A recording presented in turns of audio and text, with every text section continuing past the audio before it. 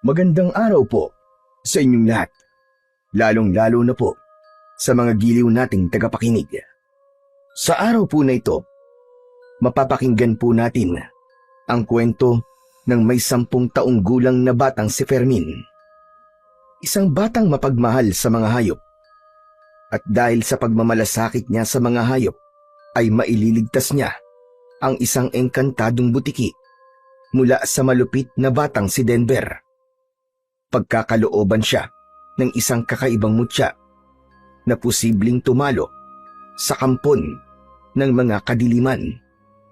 Ano-ano kaya ang matutuklasan ni Fermin tungkol sa isang misteryosong pagkawala ng mga guro sa kanilang baryo? Magtagumpay kaya siya laban sa pinuno ng mga aswang na bangkilan? Sama-sama po nating pakinggan ang buhay at pakikipagsapalaran ng batang nakahuli sa mutya ng 2 buntot ng engkantadong butiki. Ngunit bago po ang lahat, huwag po nating kalimutang mag-subscribe at i-hit ang notification bell sa aking YouTube channel na The Voice Addict at Apong Isaak para sa mas marami pang makapigil hiningang kwentong aswang at katatakutan mula sa mundo ng kababalaghan. Umpisahan na po natin ang kwento. Berto, ano ba? Daan-daan lang sa paglalagay ng butiki sa ibabaw ng bato. Mauubos kagad ang laruan natin yan eh. Hoy, teka! Ano ba kayo? Bakit nyo pinaglalaroan ng mga butiki? Anong ginagawa nyo? Wala kayong awa. Pakawalan nyo sila. Bakit ka ba nakikialam, ha? Butiki ka ba? Pambihira. Hanggang dito ba naman? Dinadala mo pa rin ang kayabangan mo. Hindi ako nagyayabang, Denver. Pero buhay rin ng butiki ang pinaglalaroan nyo. Sino ba nagsabi sa yung pinaglalaroan namin ng mga butiki na yan, ha? Pinadadali ko lang ang buhay nila. Isa pa, hindi mo ba nakikita? Wala akong hawak na butiki. Sila ang naglalagay ng butiki sa bato para durugin ko. Para siguradong patay.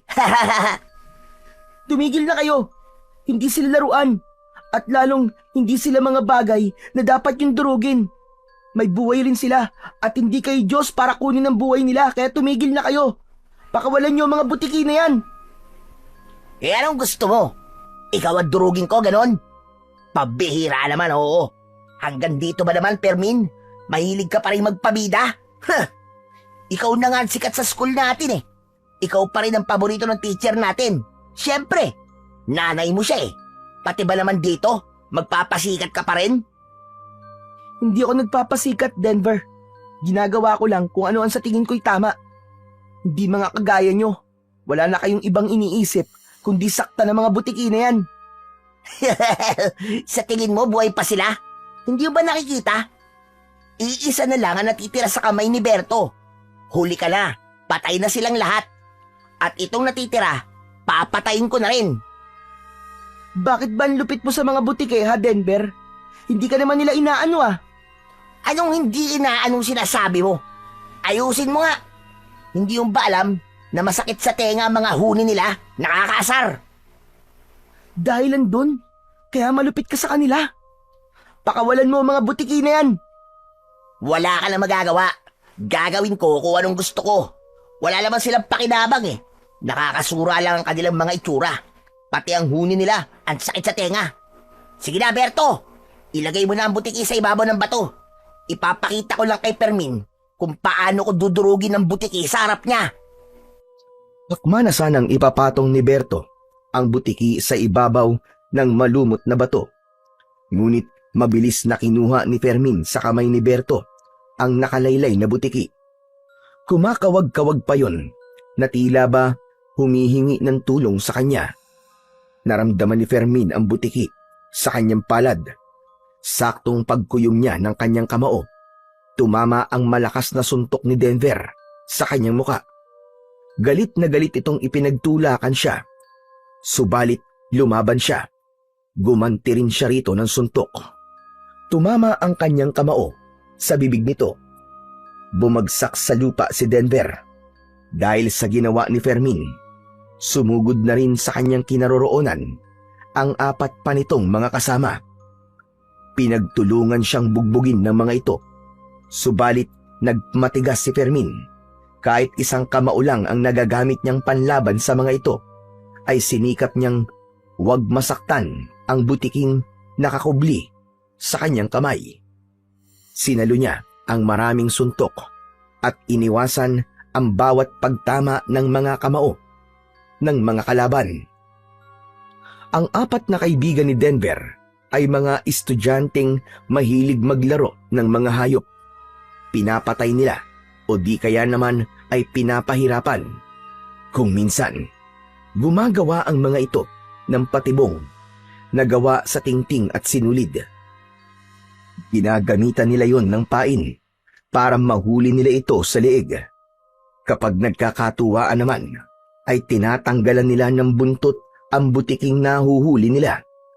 Tila ba, masaya silang nakikitang nasasaktan ang mga butiki.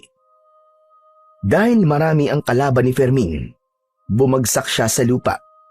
Naramdaman niya ang pagtungtong ng paa ni Denver sa kanyang tiyan.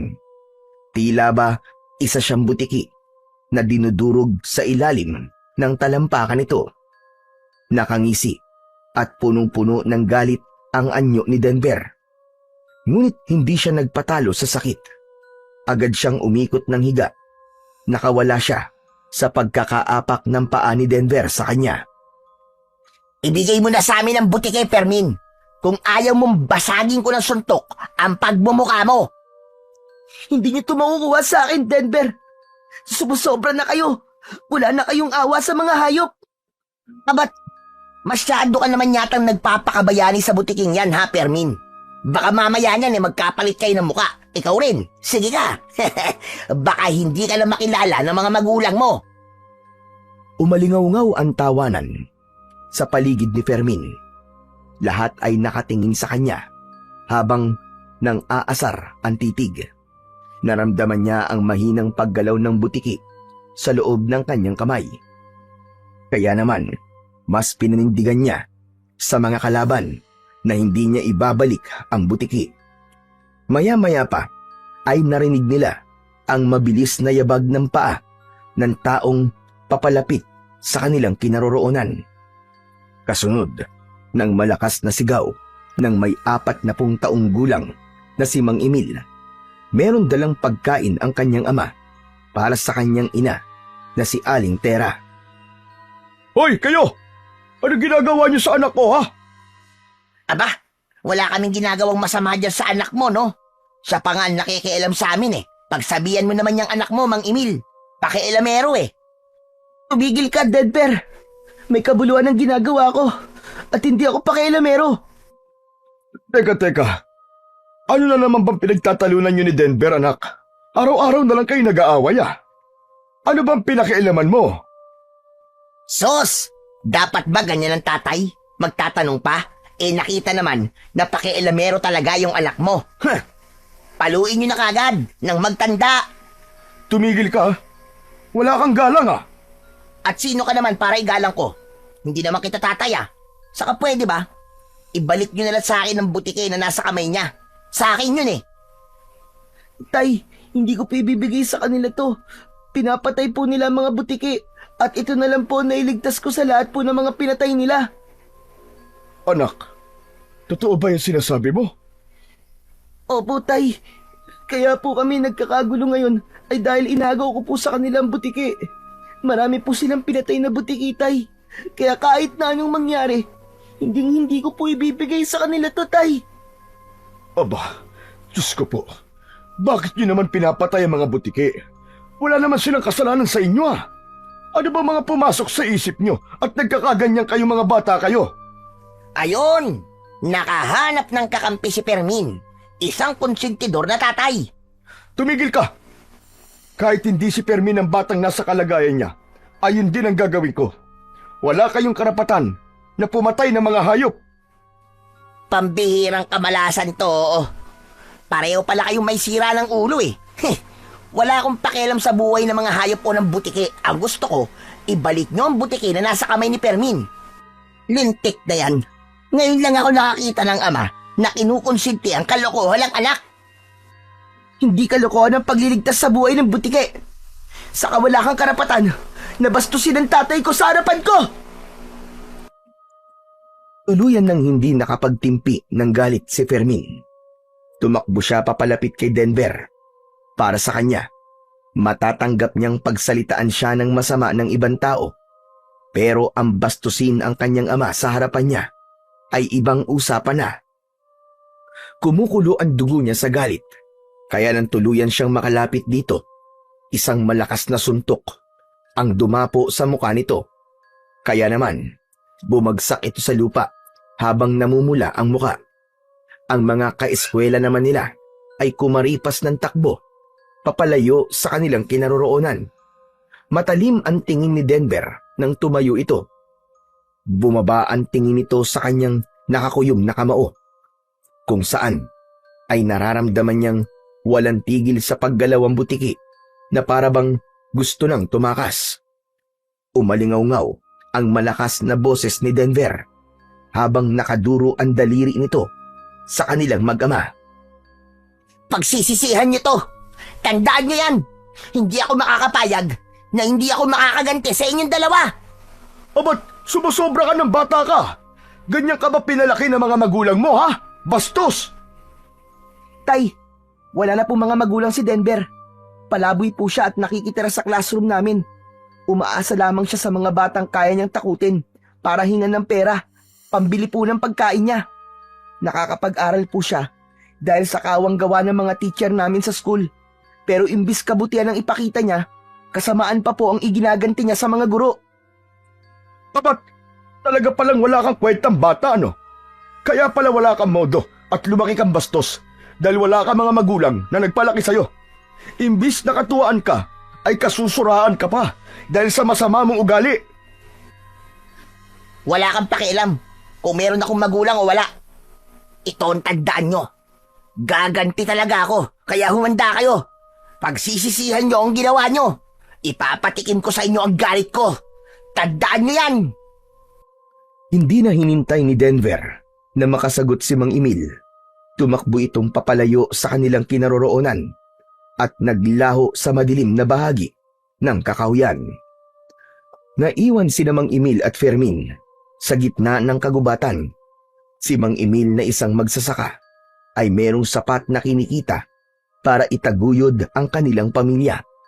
Katuwang si Aling Tera na isa namang mabait na guro sa mababang antas ng paaralan ng elementarya, kung saan ay nasa 3 baitang naman si Fermin sa ilalim ng pagtuturo ng kanyang sariling ina.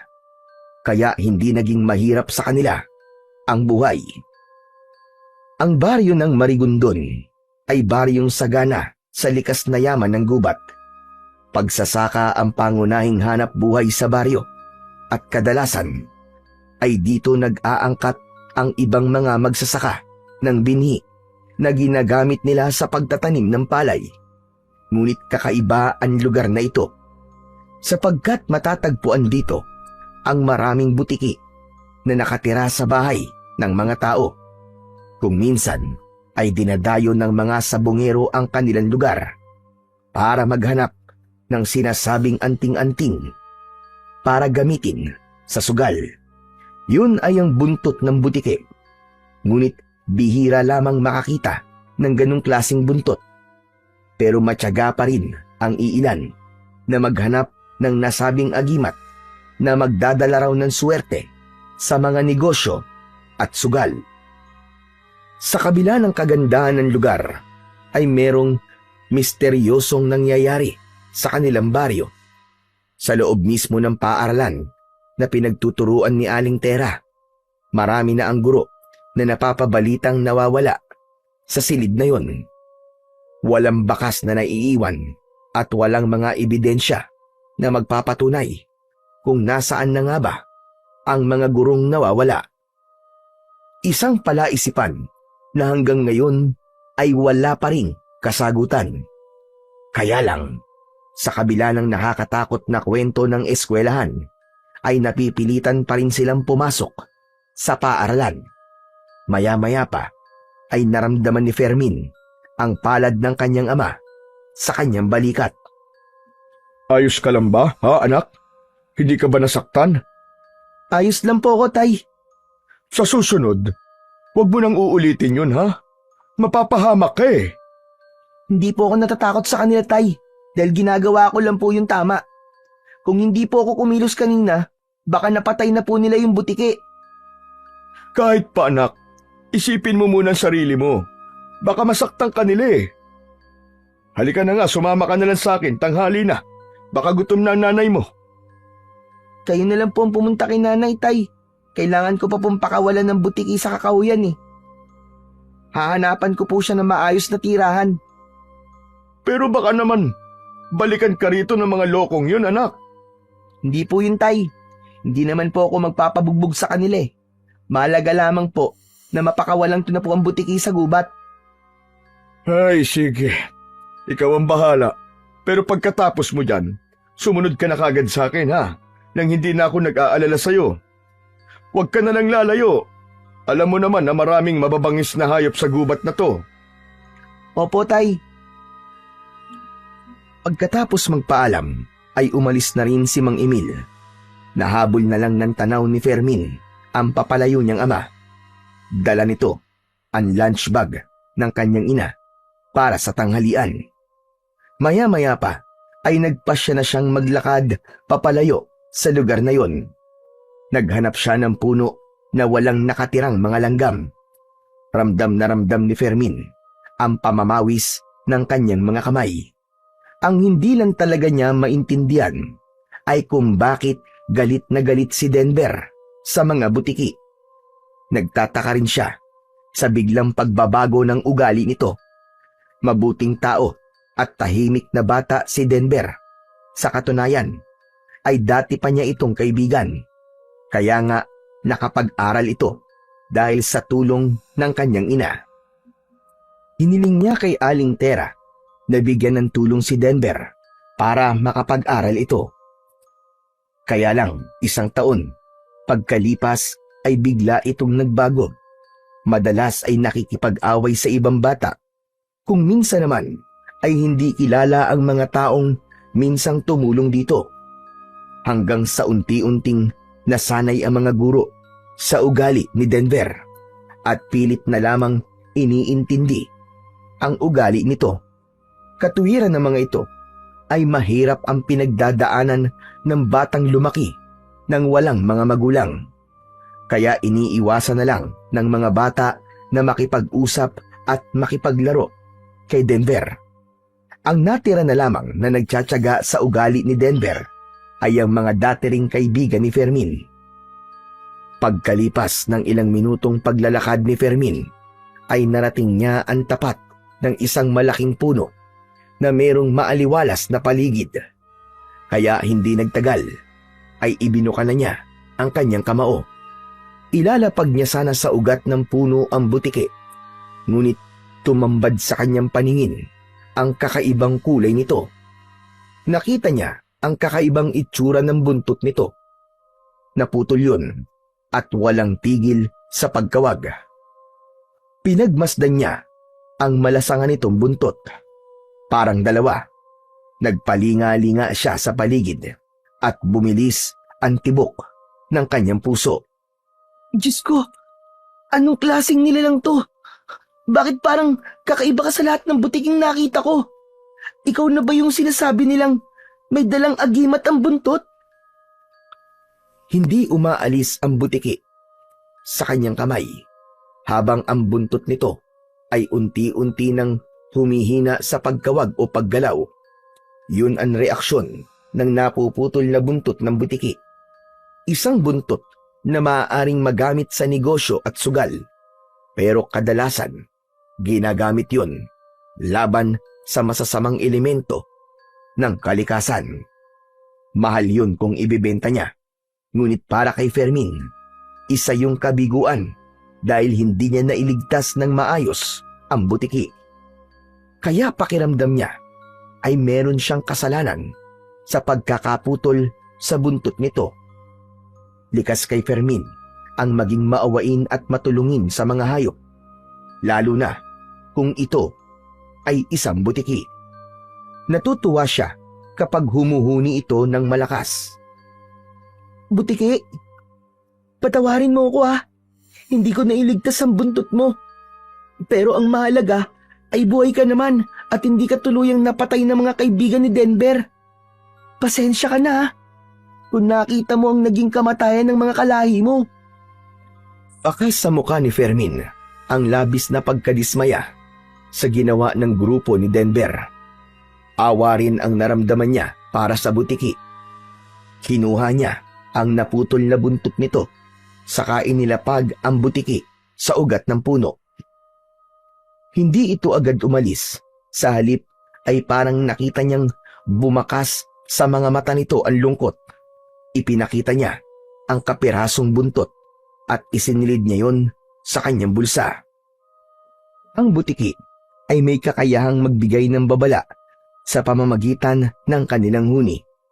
Nagmumula yon sa taling tinig o vocal cords sa English, partikular sa mga species tulad ng house gecko o butiki sa dingding. Hindi lahat ng butiki ay marunong gumawa ng tunog, pero ang mga karaniwang nakikita sa bahay sa Pilipinas ay kabilang sa mga vocal species o mga butiking nakakapaglikha ng tunog. Nakakabuo sila ng tunog sa pamamagitan ng lalamunan, gamit ang mabilis na paggalaw ng hangin. Karaniwan itong ginagamit bilang babala sa ibang butiki, panliligaw o reaksyon sa panganib. Mas madalas marinig ang huni ng butiki sa gabi, lalo na kapag tahimik ang paligid. Meron din pamahiin ang pinaniniwalaan ng mga matatanda. Kapag tumitik-tik daw ang butiki habang may nagsasalita, sinasabing totoo ang sinasabi nito. Ang ilan naman ay kapag humuhuni ang butiki ay meron daw darating na bisita. Habang ang mga tao naman na nakatira sa baryo ng Marigondon ay naniniwala na ito ay babala o paalala mula sa espiritu o kalikasan. Huwag ka mag-alala. Iingatan ko ang buntot mo para sa'yo.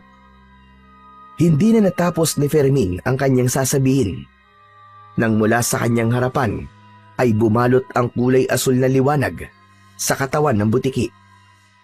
Hindi siya nakapagsalita dahil sa gulat. Nanlalaki ang kanyang mga mata na hindi inaalis ang tingin sa butiking nagkaroon ng kakaibang balat. Bumilis ang tibok ng kanyang puso. Nanginig ang kanyang katawan nang marinig niya ang kakaibang boses nito. Huwag kang matakot, Fermin. Diyos ko! Sino ka? Anong kailangan mo sa akin? Saka bakit ka nagsasalita? Ako to si Dagul, ang engkantadong butiki na tutulong sa'yo upang masugpo ang nagbabantang panganib sa baryo ng Marigondon. Nalalapit na ang pagsalakay ng mga aswang at marami ng buhay na nawawala dahil sa matinding paghihiganti ng isang makapangyarihang aswang na bangkilan. Diyos ko! Ano ba sinasabi mo? Hindi ko kayo naiintindihan eh. Pakinggan mong mabuti ang mga sasabihin ko, Fermin. Ikaw ang batang pinili ko para sa mutya. Magtataglay ka ng kakayahang malakidlat sa bilis. Lahat ng kakayahan ng isang butiki ay tataglayin mo. At ang kaputol ng buntot ko, ang mutyang tutulong sa'yo para labanan ang lumalakas na puwersa ng kadiliman. Pero, bakit ako ang pinili nyo? Sapagkat mabuti kang bata, Fermin. At bukal sa loob mo ang pagliligtas sa buhay ko. Kailangan ko ang tulong mo dahil ang pagkakaputol sa buntot ko ay palatandaan na hindi pa ako makakabalik sa mundo ko kapag hindi mo pa natatalo ang aswang na bangkilan. Kailangan ko ang tulong mo, Fermin, at tutulungan din kita kung paano mo sila matatalo. Teka, sila? Ano bang ibig mo sabihin? Marami sila? Oo. Nakapagparami na sila ng mga alagad. Lahat ay biktima ng itim na kapangyarihan ng pinuno ng aswang. Malupit at malakas ang aswang na tinutukoy ko, Fermin, sapagkat malaya pa rin siyang gumagawa ng kasamaan. Ano bang maitutulong ko sa inyo? Tuparin mo ang misyon. Pigilan mo ang lumalakas na puwersa ng kadiliman.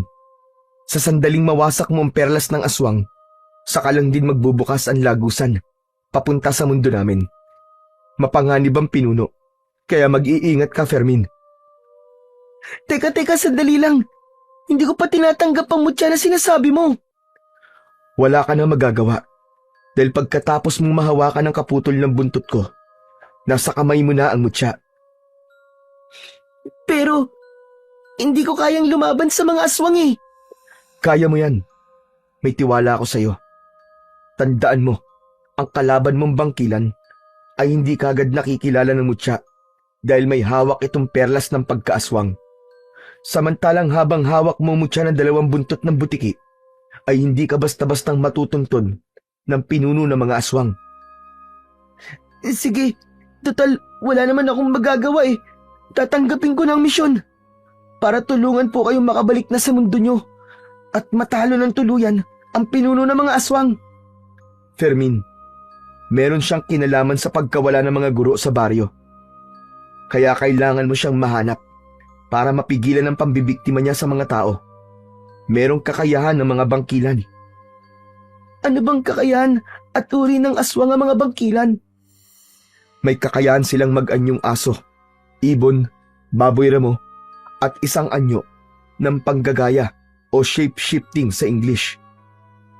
Nalilipat nila ang pagiging aswang sa pamamagitan ng pagsali ng itim na perlas mula sa kanilang bibig patungo sa bibig ng taong nais nilang gawing aswang.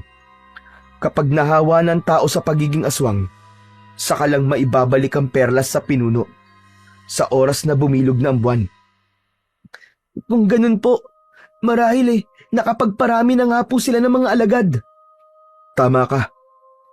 Kaya kailangan kong tulong mo. Sirain mo ang itim na perlas upang mabuksan ang lagusan papunta sa mundo ko. Hindi mo ako kailangan pakawalan sa gubat na to, sapagkat ako mismo magsisilbi mong gabay laban sa mga aswang.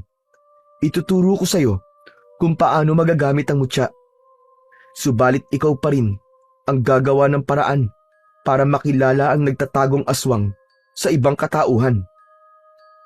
Kung ganun po, maaaring iba na ang kanyang anyo ngayon. Mahihirapan na po tayong makikilala siya kung ganun. Tama ka, Fermin. Ngunit hindi magiging madali ang pagtukoy sa kanyang pagkakakilanlan. Tandaan mo na meron din siyang hawak na perlas na may kakayahang labanan ng kapangyarihan mo. Naiintindihan ko na po kung ano po ang ibig niyo sabihin. Maraming salamat, Fermin. Umaasa ako na tayong dalawa lamang ang makakaalam sa bagay na to. Opo, naiintindihan ko po. Mahal na engkantado. Dagol na lang. Ayoko masyadong formal. Hindi ako sanay. Matagal na ako nandito sa mundo nyo, kaya parang naiilang ako kapag tinatawag mo akong mahal na engkantado. Ituring mo kong isang kaibigan, Fermin. Natawa na lamang si Fermin sa bahaging yon ng sinabi ni Dagul. Maya-maya pa ay mabilis na gumapang ang butiki sa kanyang balikat. Saka naisip ni Fermin na sumunod na sa kanyang ama sa school para makita ang kanyang ina. Habang naglalakad ay biglang kinabahan si Fermin. Hindi niya maipaliwanag ang pag-aalalang nararamdaman niya. Kaya mas nilakihan niya ang hakbang ng kanyang mga paa. Bakit bigla ka nagmamadali sa paglalakad, Fermin? Bigla kasi akong kinabahan at pumasok sa isip ko si nanay. Naalala ko kasi ang mga sinabi mo kanina tungkol sa mga guro na nawawala sa paaralan ko. Kung ganun, kailangan mo magmadali, Fermin. May paniniwalang nararamdaman ng anak kapag mayroong masamang mangyayari sa kanyang ina. Isa pa, hindi ka na ngayon isang ordinaryong bata. Malaki ang posibilidad na nakaatang sa mga balikat mo. Kaya ang bawat pag-aalala na mararamdaman mo ay bibigyan mo ng halaga para makapagligtas ka ng tao. Hindi napansin ni Fermin na ang hakbang niyang mabilis ay para ng kidlat na agad siyang nakarating sa school.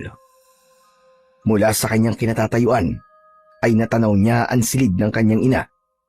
Maraming guro ang nasa loob ng classroom. Ang mga bata naman ay nagsisiksikan habang nakasilip sa labas ng bintana. Bumundol ang kaba sa kanyang dibdib nang marinig ang malakas na boses ng kanyang ama. Nagwawala ito at hinahanap ang kanyang ina. Tila ayaw humakbang ng kanyang paa papalapit sa silid-aralan na pinagtuturuan ng kanyang ina. Nanlalamig ang kanyang mga kamay at nanginginig na ang kanyang tuhod. Diyos ko! Hindi! Sana mali ako! Sana hindi ito totoo! Walang natanggap na tugon si Fermin mula kay Dagul. Tahimik itong nakamasid sa silid-aralan na pinagkakaguluhan ng mga tao. Tila nabigla rin ito sa mga nangyayari. Hindi nga nagtagal ay nagawa ni Fermin na makalapit sa silid. Lumabas si Mang Emil na butil-butil ang pawis sa noo. Mabilis na tumakbo si Fermin papalapit sa kanyang ama. Nang makalapit siya rito, ay bigla itong napahagulgul ng iyak. Sa itsura na yon ni Mang Emil, pakiramdam ni Fermin ay gumuho na rin ang kanilang mundo. Tay, ano po nangyari? Nasaan po si nanay? Fermin, anak. Ang nanay mo. Nawawala ang nanay mo, anak. Tay, paano pong nawawala? Sabihin nyo. Nasaan po si nanay? Kanina pagdating ko, marami ng tao. Nakita ko sa sahig. Nagkalat ang dugo. Hindi ko alam kung kay Tera ang dugong yun. Natatakot ako. Baka napano na ang nanay mo, anak. Ang ibig niyo po ba't sabihin, Tay? Wala na po si nanay? At kagaya po sa mga gurong nawawala, hindi na rin po ba natin makikita si nanay? Ganun po ba? Oo, anak. Diyos ko, nasan ka na, Tera? Sana'y walang nangyaring masama sa'yo. Hindi pwede, Tay. Hahanapin ko po si nanay. Ngunit saan mo siya hahanapin, anak? Ni wala nga nakapansin kung lumabas siya ng classroom kanina. Dahil oras yun ng tanghalian ng mga bata. Sinabi ko naman sa kanya kagabi na wag na siyang mag-iisa sa school nyo. Pero hindi siya nakinig. Kaya ito, nangyari ito sa kanya. Hindi natin alam kung saan siya dinala ng taong kumuha sa kanya. Hahanapin ko po si nanay, Tay. Kahit na anong mangyari, ibabalik ko po siya sa bahay natin ng buhay. Lalong lumakas ang hagulgol ng iyak ni Mang Emil habang pinag-uusapan ng mga tao ang nangyari sa kanyang ina na si Aling Tera. Pakiramdam niya ay merong tinik na nakabaon sa kanyang dibdib. Naramdaman niya na niyakap siya ng kanyang ama. Mahigpit at hindi nito napapansin ang butiki na si Dagul sa kanyang balikat. Tila iniisip rin ito kung saan nagpunta ang ina ni Fermin. Maya-maya pa ay naramdaman ni Fermin ang pagluwag ng yakap sa kanyang katawan ni Mang Emil at iniabot sa kanya ang 3 lumang larawan. Tay, ano po ito? Yan na lamang ang nakita ko sa sahig nang pumasok ako. Pagmasdan mo ang mga larawan ng mga bata. Pati na ang guro sa gitna. Pero Tay, wala na pong mga ulon larawan ng guro sa litrato. Ang hawak mo ay larawan ng nanay mo, anak. Ang 2 pang natitirang larawan ay litrato ng 2 guro na una nang nawala sa silid na to. Matagal na pinagmasdan ni Fermin ang larawan na nasa kanyang kamay. Kapansin-pansin ang mga nawawalang muka sa litrato. Habang makikilala mo lang ay sa damit ng gurong nakaupo sa gitna ng estudyante ng mga ito. Itinago ni Fermin ang 3 larawan sa kanyang bulsa dahil gagamitin niya yun na batayan para hanapin ang kanyang ina. Pumatak ang masaganang luha sa kanyang mga mata. Ngunit sa muli niyang pagsulyap sa loob ng classroom, kitang-kita niya mula sa bintana ang isang matandang lalaki. Nakatingin ito sa lumang blackboard na merong nakasulat na ibang lingwahe. Hindi yun napapansin ng mga tao dahil iniisip ng mga ito na baka bata lang ang may gawa nun. Bumundol lang kaba sa dibdib ni Fermin nang saglit na magtama ang kanilang paningin ng matanda. Akma na sanang lalapit siya rito nang maramdaman niya ang paghawak ng kamay ng kanyang ama sa braso niya. Saglit siyang napatingin sa gawin ng kanyang ama, ngunit muli niyang sinulyapan ang matanda sa loob ng kanilang silid-aralan. Pero wala na ito at kahit saan siya tumingin ay naglaho na ang matanda. Anak, bakit yun? Wala po, tay. Parang may nakita lang po akong matandang lalaki sa loob ng school. Pero wala naman akong nakikita, anak ah. Mahaba po ang buhok niya. Pero bigla po siyang nawala eh. Baka namamalik mata ka lang, anak. Halika na, umuwi na muna tayo. Nai-report ko na kay Kapitan na nangyari sa nanay mo. Tay, parang ayoko pa pong umalis sa school.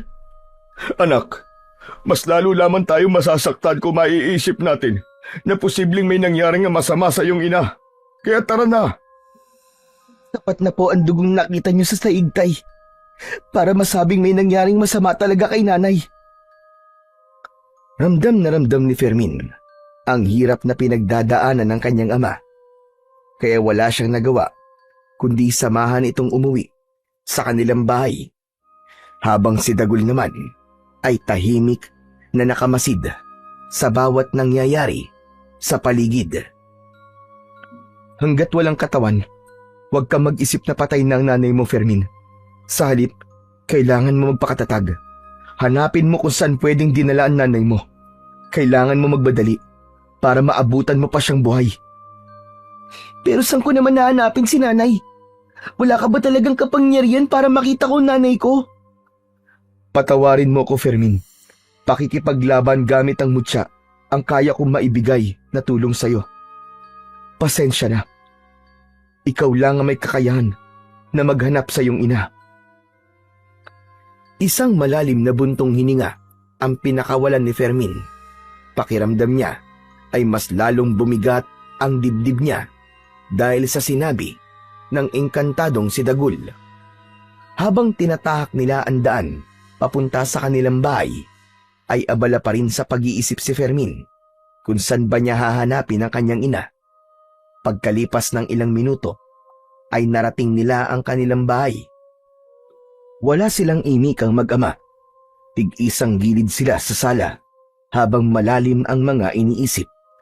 Hindi na nga napansin ni Fermin kung paano lumipas ang oras. Namalayan na lamang nilang mag-ama na madilim na ang paligid. Muling sinulyapan ni Fermin si Mang Emil. Tahimik itong nakaupo sa harap ng lamesa. Sa ibabaw ay ang maliwanag na ilaw ng gasera. Tahimik na nakaupo si Mang Emil sa bangkong kahoy. Hawak ang lumang panyo na basang-basa na sa luha. Ni hindi niya kailanman nakita ang kanyang ama na ganun ang itsura. Ang dating matatag na haligi ng tahanan, ngayon ay tila pinagbagsakan ng langit at lupa. Isang malalim na buntong hininga ang pinakawalan niya. Saka humakbang papalapit sa kanyang ama. Mabilis naman itong pinahid ng likod ng palad ang mga luhang umaagos sa pisngi nito. Ngunit ang lungkot ay bakas pa rin sa bagsak ng balikat ni Mang Emil.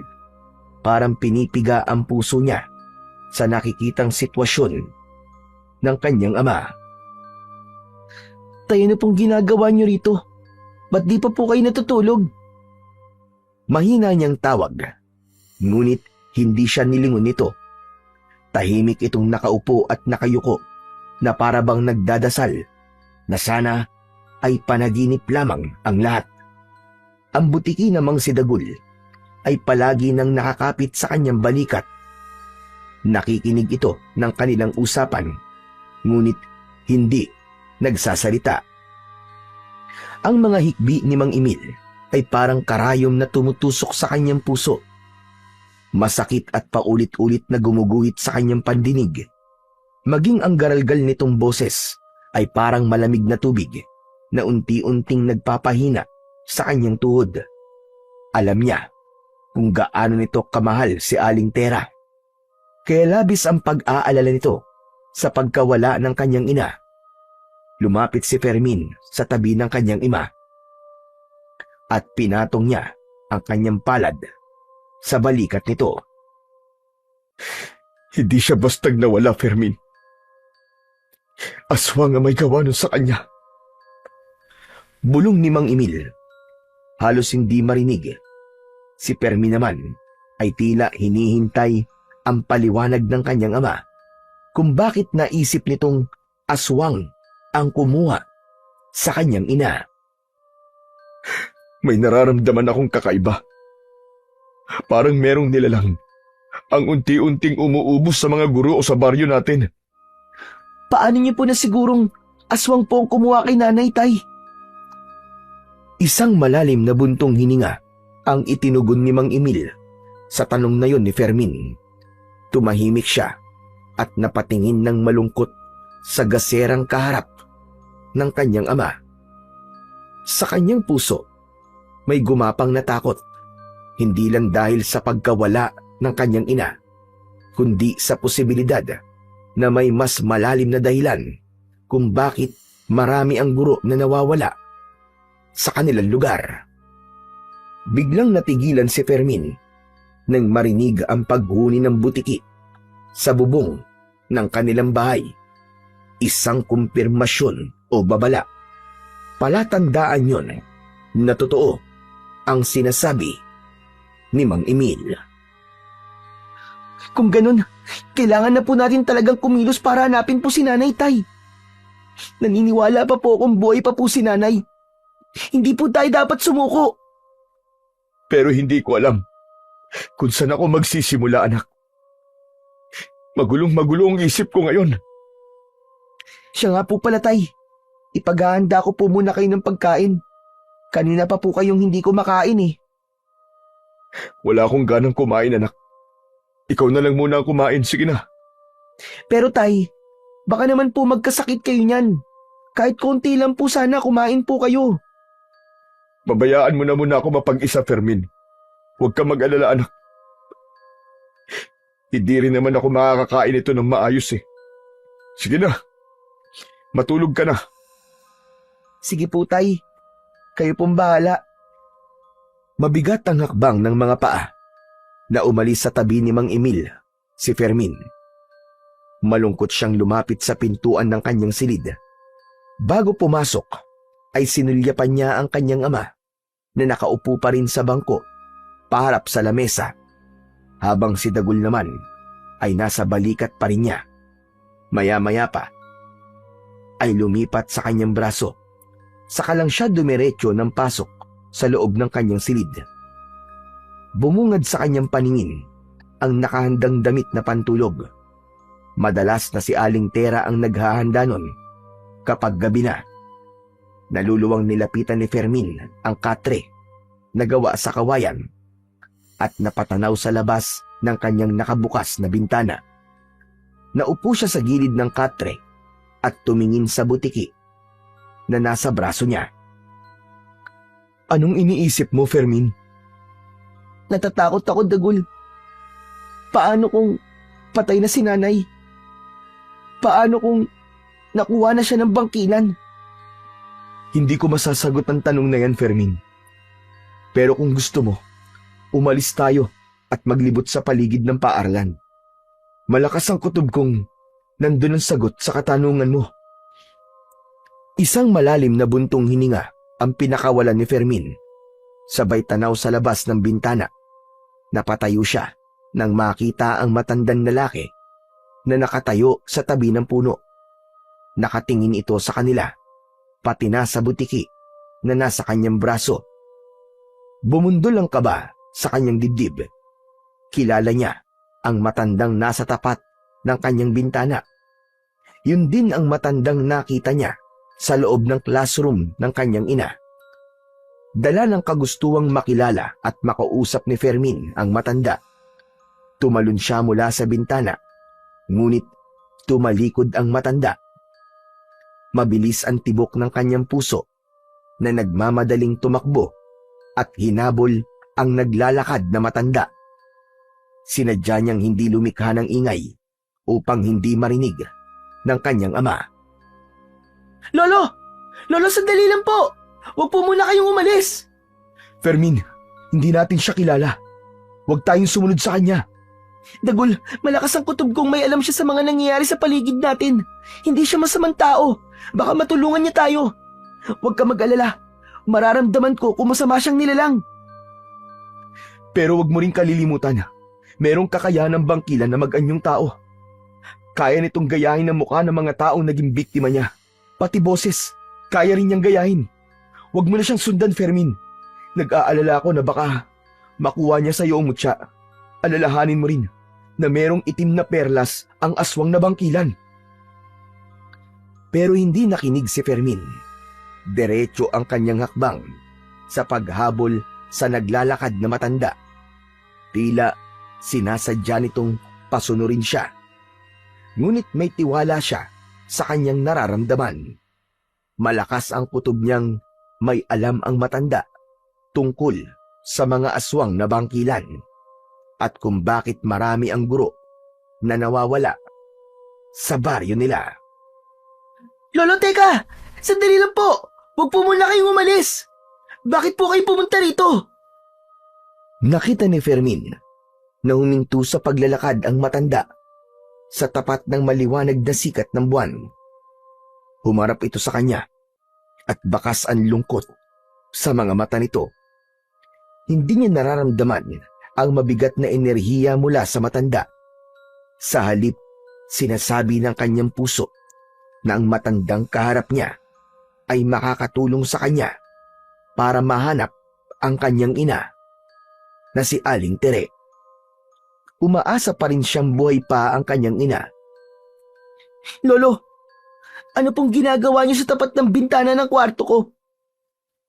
Alam ko po na meron po kayong gustong sabihin sa akin. Meron po ba kayong alam kung bakit nawawala po si nanay?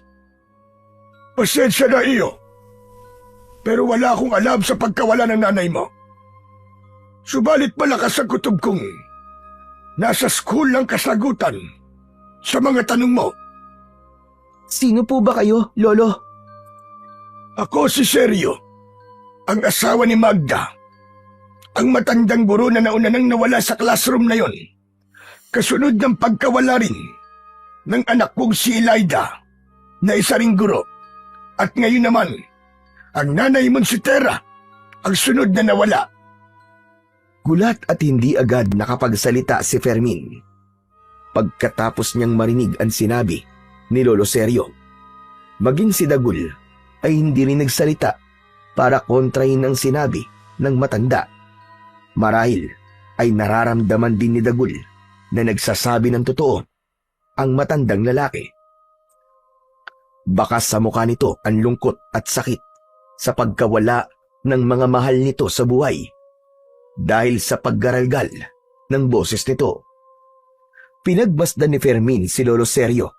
Suot nito ang kulay puting damit at maong nakupasin. Ito marahil ang matandang albularyong antingero na nakatira sa kagubatan. Lumapit sa kanya ang matanda, habang si Dagul naman ay nananatiling nakatingin kay Lolo Sergio. Mula sa braso ay umakyat ang butiki sa kanyang balikat. Tila sinusuri ng engkantadong butiki ang kaharap niyang matanda. Mangyayari din po ba kay nanay ang nangyari po sa pamilya niyo, Lolo Sergio? Tulungan niyo po ako. Sana matuldukan na ang pagkawala ng mga guro sa baryong ito. At sana hindi rin mangyari sa nanay mo ang nangyari sa pamilya ko. Matagal na akong naghahanap sa aswang na bangkilan. Malakas ang kutob ko na siya ang kumuha sa nanay mo.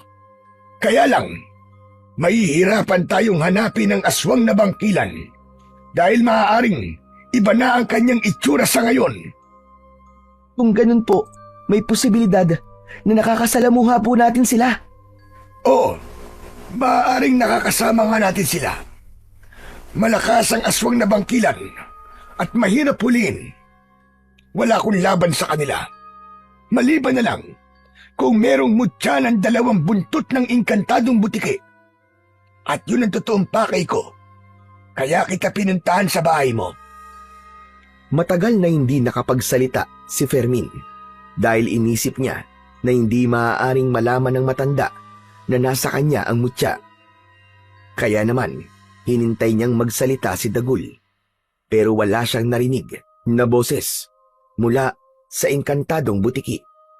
Marahil ay ayaw ni Dagul na malaman ng matanda na merong kakayahan ng butiki na makapagsalita.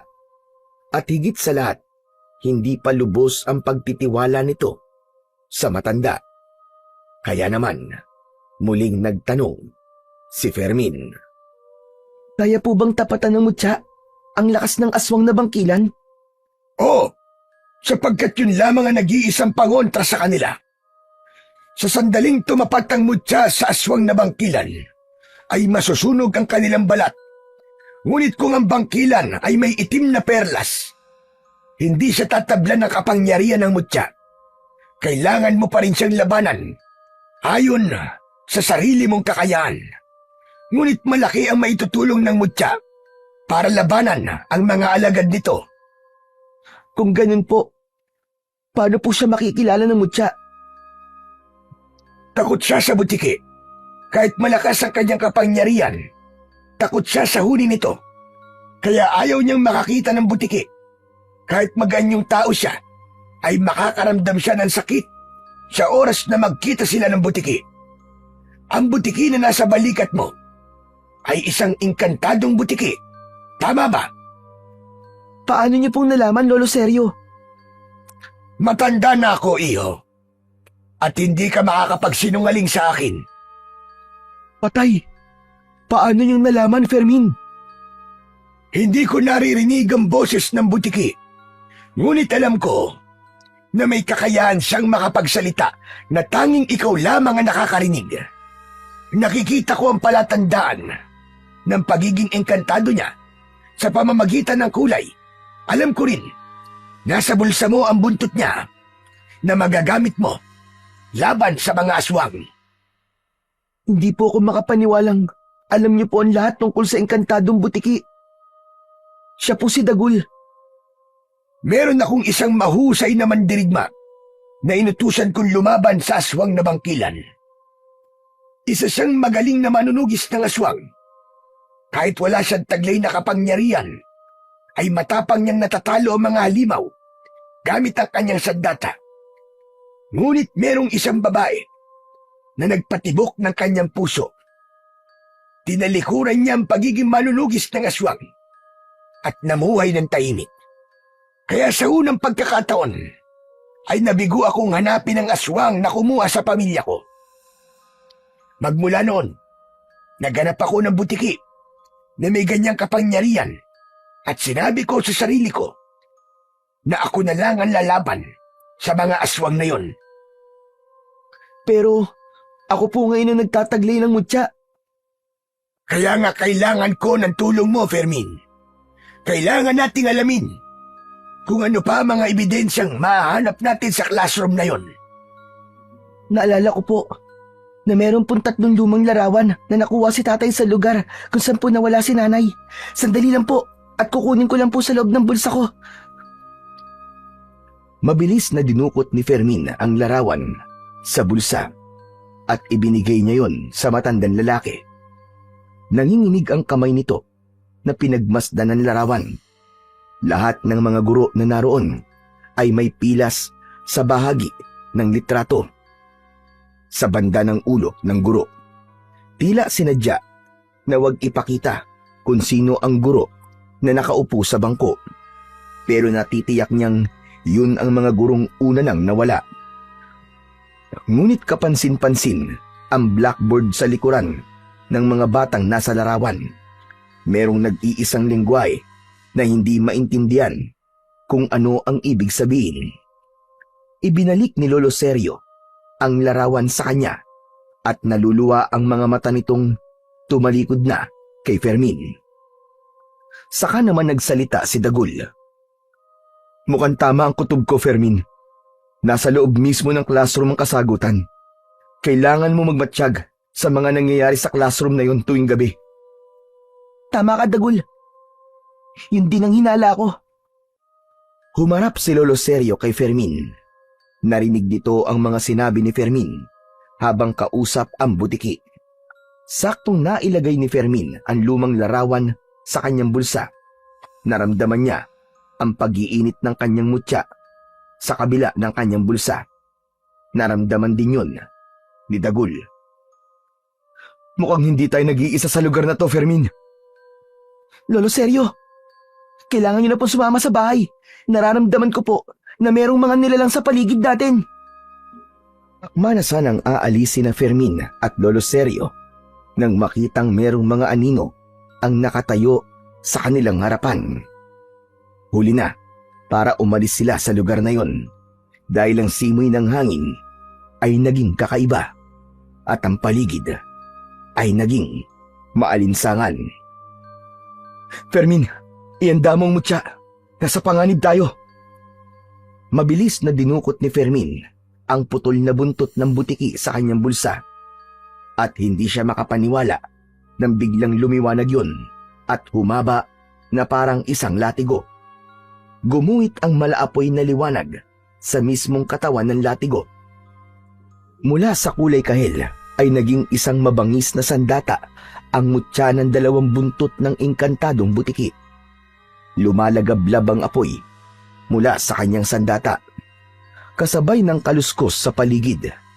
Mula sa dilim, unti-unting lumitaw ang mga anino, mga nilalang na may mga mata ng uwak, balat ng baboy ramo.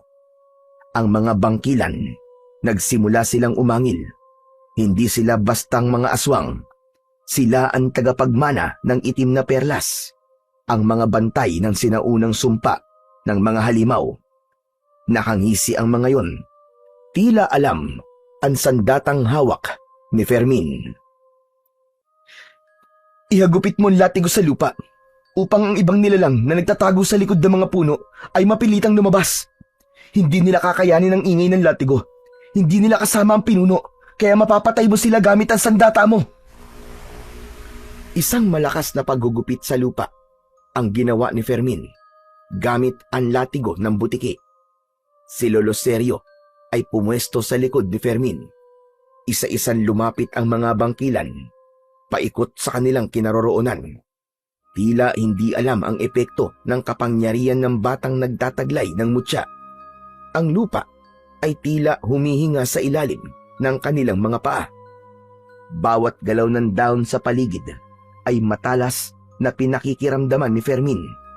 Ang hangin ay mabigat, amoy dugo. Tumalon ang bangkilan na kulay abo at sa pagbagsak nito sa kanyang harapan ay umalingaw-ngaw ang tunog ng kanyang sandata sa paligid. Pinuluputan ng latigo ang leeg ng aswang at sa paghila ni Fermin, nasunog ang katawan ng halimaw. Napuno ng pag-angil ang buong paligid mula sa mga aswang na bangkilan. Nakita ng mga ito kung gaano kalakas ang latigo ni Fermin. Ganyan nga, Fermin. Marahil ay hindi nila alam na taglay mo ang mutya ng dalawang buntot ng engkantadong butiki. Sa muling pagsugod ng mga aswang sa kinaroroonan ni Lolo Sergio at Fermin, ay mabilis siyang umikot sa ere upang iwasan ang kalmot ng aswang. Ginamit niya ang siko para patamaan ng batok ng nilalang. Sa pagbagsak nito sa lupa, ay hinagupit niya ito ng kanyang latigo. Tinamaan ito sa dibdib. Kasunod ng pagkikikisay ng katawan nito, gumagapang ang apoy at unti-unting nasusunog ang katawan. Sa pag-angat ng paningin ni Fermin, napansin niyang tila umaatras na ang mga kalaban. Nakangisi ang mga ito, ngunit bakas sa mapupulang mga mata ng mga aswang ang labis na takot. Ngunit sumugod kagad si Fermin. Kumilos siya na parabang sinasaniban ng espiritu ng kapangyarihan ng mutya. Habang ang makikita sa dilim ay ang naglalagablab na apoy sa hawak niyang latigo. Bawat wasiwas at hagupit ng latigo sa katawan ng mga aswang na bangkilan ay isa-isa rin na bumabagsak ang mga ito sa lupa.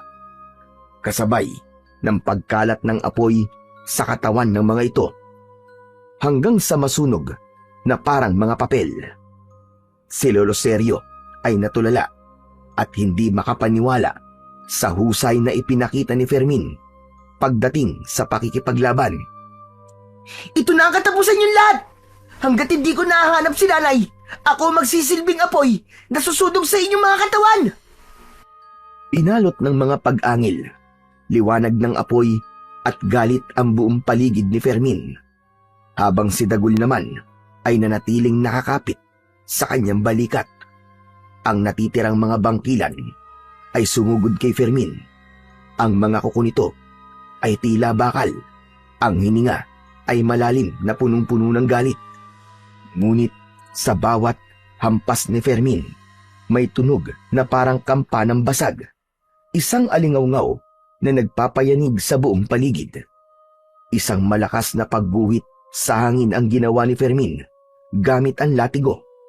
Lahat ng tamaan ng kanyang sandata ay nasusunog ang katawan at naglalaho. 1, 2, 3 bangkilan ang bumagsak sa lupa. Ang kanilang katawan ay naging abo na tinangay ng hangin, hanggang sa tuluyang kumalat ang katahimikan sa buong paligid.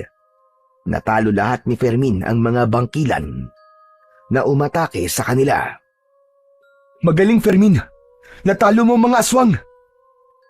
Hindi ako makapaniwala na magagawa mo matalo ang mga aswang na bangkilan.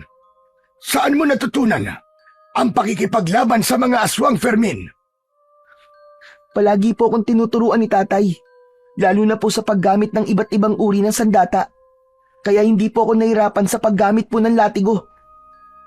Fermin, kailangan na muna nating umalis sa lugar na to. Lolo Sergio, sumama na po muna kayo sa bahay. Hindi po ligtas ang lugar na to para sa inyo. Halika na po. Kung ganon, ay kailangan na natin magmadali.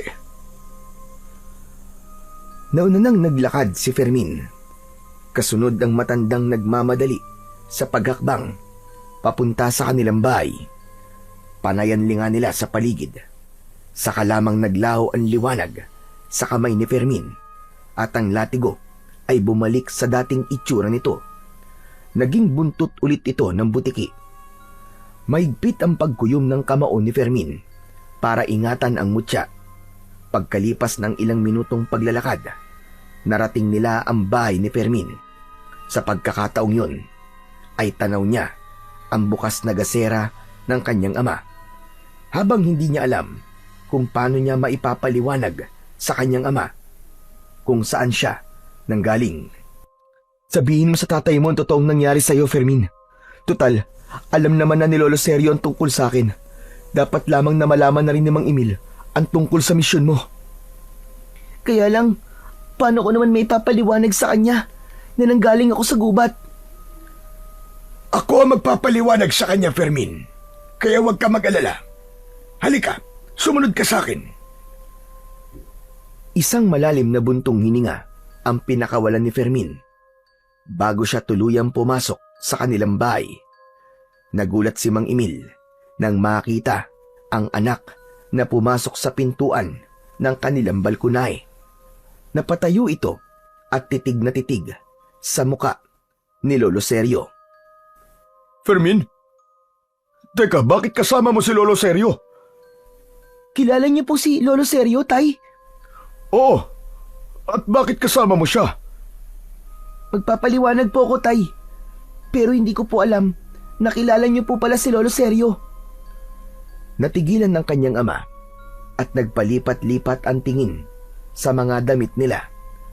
Bumakas ang mukha nito ang pag-aalala at napasulyap sa nakatayong matanda. Teka, ano nangyari sa inyo? Bakit magkasama kayo ni Fermin, Lolo Sergio?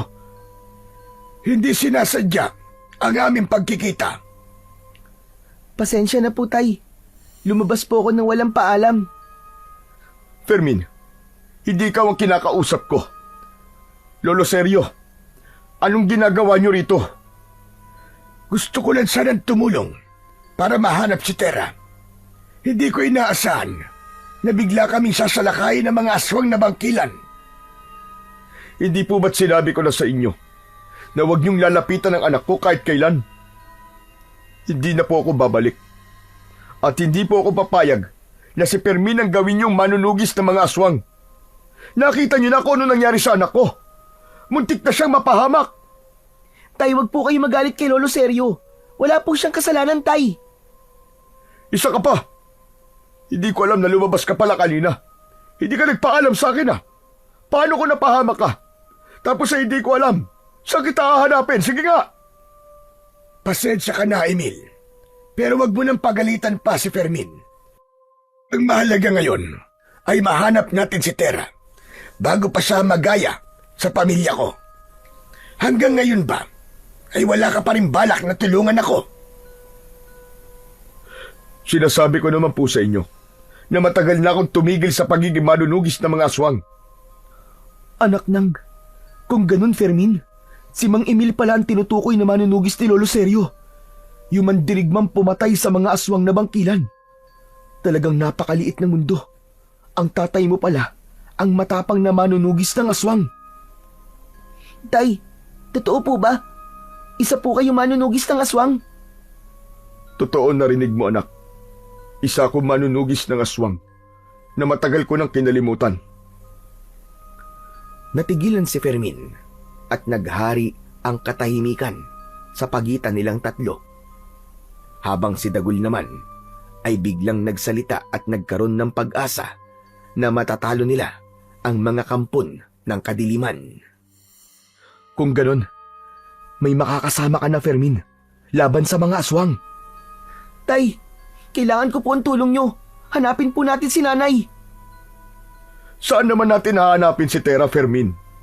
Ni hindi ko nga alam kung saan ako magsisimula sa paghahanap sa kanya. Pababayaan na lang po ba niyong mawala si nanay, Tay? Paano po kung buhay pa siya at kinuha ng bangkilan at naghihintay na magliligtas sa kanya? Yun na nga eh. Bangkilan ang kalaban natin dito. Anong laban natin sa kanila? Kung meron kang mutya ng makapangyarihan buntot ng butiki, saka lamang tayo makakalaban sa kanila. Tay, nasa akin po ang mutya na tatalo sa aswang. Kung natatandaan niyo po ang butiki na tinulungan ko sa kamay ni Denver, siya po ang engkantadong butiki. Anong ibig mo sabihin, anak? Si Lolo Seryo na ang nagpaliwanag kay Mang Emil ng tungkol sa mutya na nasa kamay ni Fermin. Pagkatapos na maipaliwanag ni Lolo Seryo, ay hindi makapaniwala ang kanyang ama na nasa kamay pala ng kanyang anak ang mutya na yon. Kaya Tay, hanapin na po natin si nanay. Sa school, doon kayo maghanap kay Tera. Doon nagsimula ang lahat. Nang marinig ng mag-ama ang sinabi ni Lolo Seryo, nanghihinang napaupo si Mang Emil sa bangko. Tahimik itong napatanaw sa malayo. Bakas ang takot sa mga mata. Wala na tayong ibang paraan. Walang ibang makakatulong sa atin, kundi kayong mag-ama lang. Dito na muna ako magpapalipas ng gabi. Baka makasalubong ko pa ang mga aswang na bangkilan. Natitiyak ko na sa oras na hindi makabalik ang mga napatay ni Fermin, maaaring may bagong pangkat na mga aswang ang pupunta sa gubat para hanapin ang mga kasama nila. Kaya hindi tayo maaaring magpabaya dahil buhay na natin ang nakataya rito. Mabilis na tumayo si Mang Emil at pumasok sa loob ng kwarto nito. Pagbalik nito ay may dala na itong lumang latigo. Sige, hanapin natin si Tera, anak. Hindi tayo titigil hanggat hindi natin nahanap ang nanay mo. Sige po, Tay. Pero sa ngayon, kailangan na po muna natin magpahinga. Bukas po ay pupunta po ako sa school. Baka makahanap po ako doon ng mga ebidensyang makakapagbigay sa atin ng linaw kung nasan po si nanay. Kahit patay na po si nanay, basta't makita lang po natin ang katawan niya. Humanda talaga sa akin ng mga halimaw na yun. Ako mismo ang papatay sa kanila. Kailangan na natin kumilos para pigilan na ang kanilang pag-aasik ng lagim. Marami pa ang kanilang magiging biktima. Bibigyan natin ng katarungan ang nangyari sa mga pamilya natin. Napuno ng emosyon ang loob ng bahay ni Namang Emil at Fermin, habang si Dagul ay nananatiling walang imik, nakikinig sa kanilang usapan. Nang gabing yon ay hindi dinalaw ng antok si Fermin.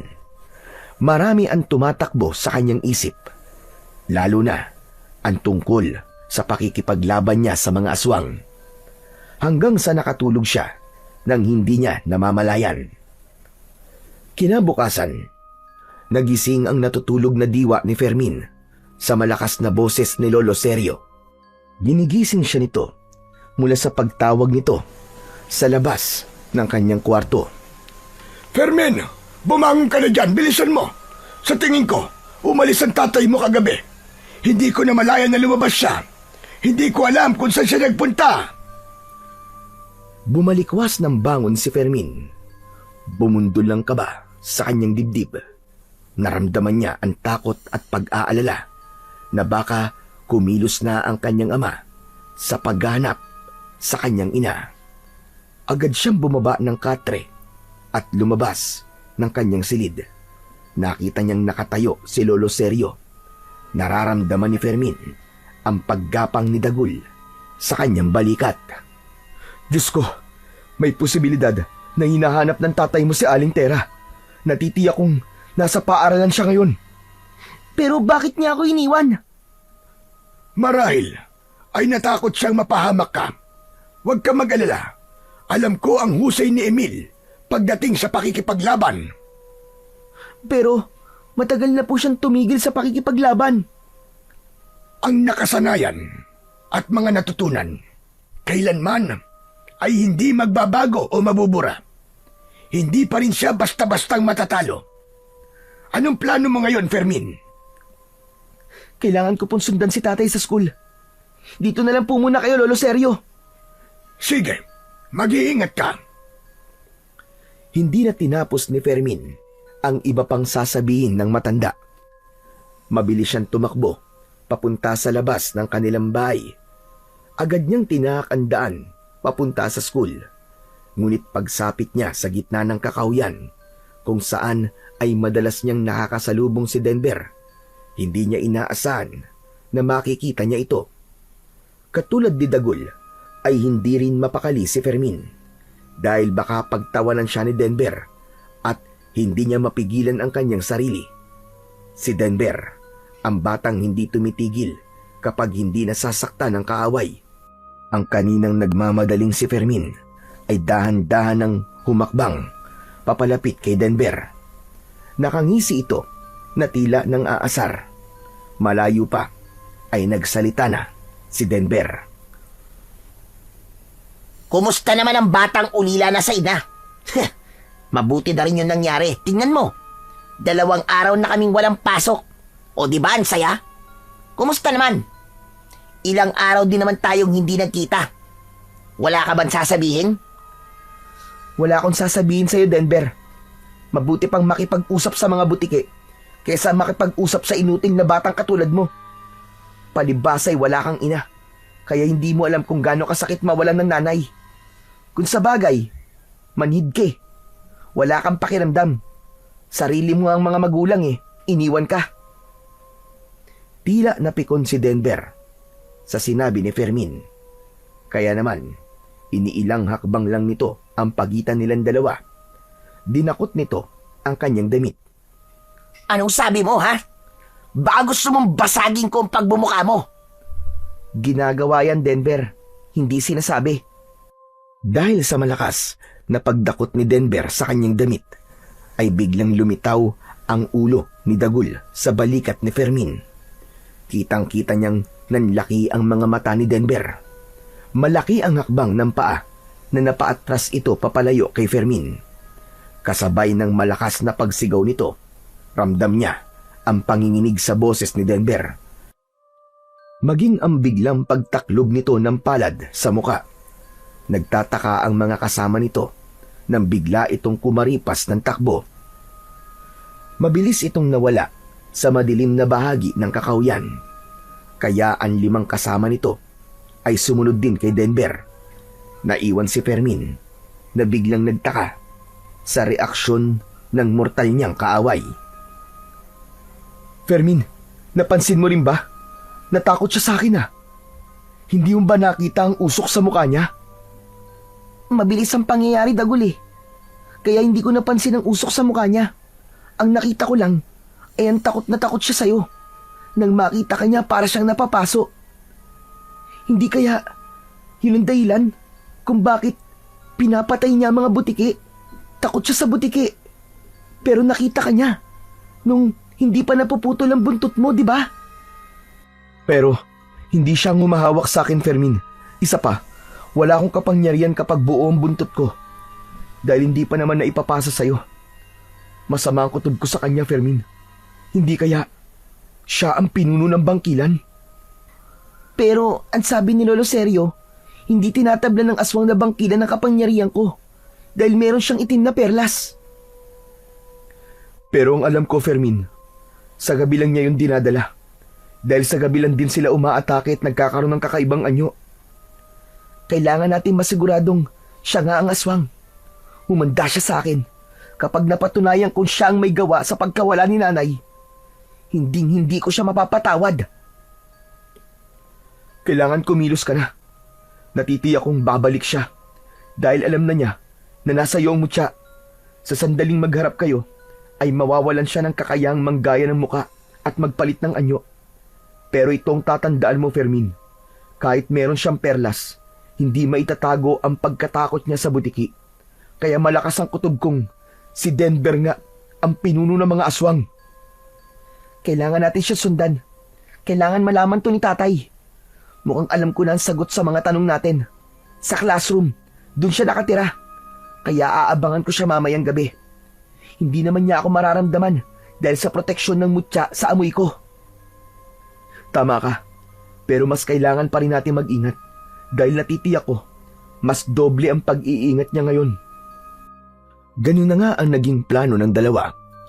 Hinanap muna ni Fermin ang kanyang ama, ngunit wala ito. Kung saan-saan na niya ito hinanap. Malapit ng dumilim ang paligid at wala pa rin ang kanyang ama. Mula sa likod ng puno sa tapat ng bintana ng classroom, tahimik na nakaupo si Fermin. Umiiyak, nag-aalala kung nasaan na si Mang Emil habang hinihintay niya ang pagsapit ng gabi.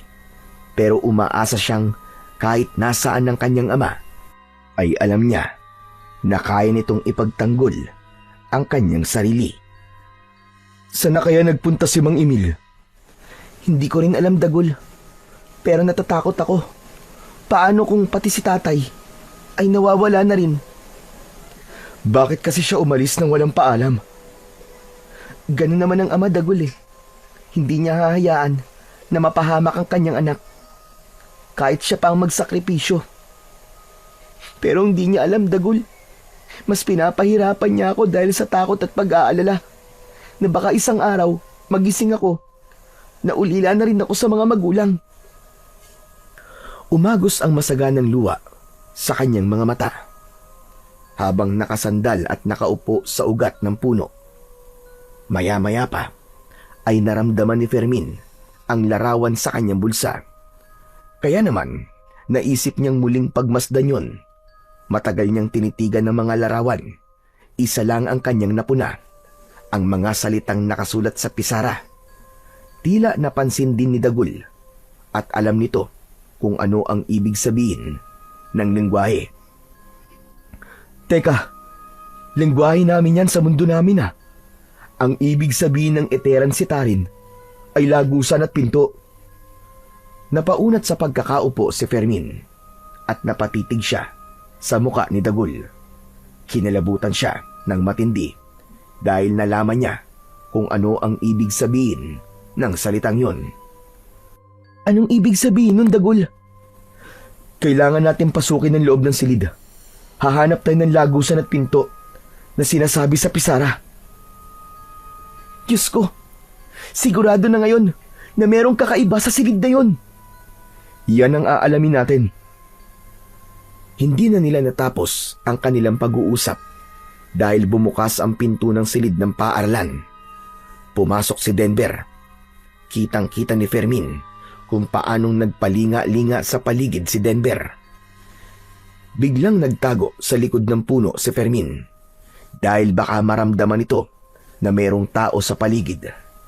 Mabilis ang tibok ng puso ni Fermin at bumigat ang kanyang pakiramdam nang makita ang bata. Maya-maya pa ay muling bumukas ang pinto. Nagulat si Fermin nang muli siyang sumilip sa gilid ng puno. Isang matandang lalaki na kuba ang nakita niyang lumabas ng silid. Hirap maglakad at mahina ang pagakbang. Sunod-sunod ang paglunok niya ng laway. Hindi niya kilala ang nilalang at hindi rin niya alam kung saan ito nanggaling. Naglakad ito papalayo, papunta sa kakawyan. Nang mga sandaling yun ay mag-aagaw dilim na at liwanag. Muling sinulyapan ni Fermin ang silid-aralan. Hinanap ng kanyang paningin ang pumasok na si Denver. Ngunit wala siyang nakita. Natitiyak niyang may lihim ang classroom na yon. Dahan-dahang tumayo si Fermin at nagpalinga-linga sa paligid. Pumasok na tayo sa loob, Fermin. Bago pa bumalik ang matandang yon. Ang ipinagtataka ko lang, saan kaya dumaan ang matandang nakita natin? Saka si Denver. Hindi ko siya nakitang lumabas. Kung ganon, malinaw na sa akin ngayon ang katotohanan. Si Denver at ang matandang lalaki na lumabas kanina ay iisang tao lang. Isang aswang na bangkilan na nagpapanggap na bata para pumatay at kumuha ng mga guro. Matagal na hindi nakapagsalita si Dagul. Maya-maya pa ay meron itong biglang naalala. Tama. Natatandaan ko na, Fermin. Nagsimula ang pagkawala ng mga guro sa baryong to. 60 taon na ang nakakaraan. Merong naging kaso ang guro. Pinahirapan niya ang 10 taong gulang na batang lalaki. Pinaluhod sa asin ng estudyante. Pinalo ang binti ng 100 beses gamit ang yantok at pagkatapos, ibinilad sa araw ang bata. Kinabukasan, nabalitaan na lamang na sabay na nawala ang guro at ang batang pinarusahan ito.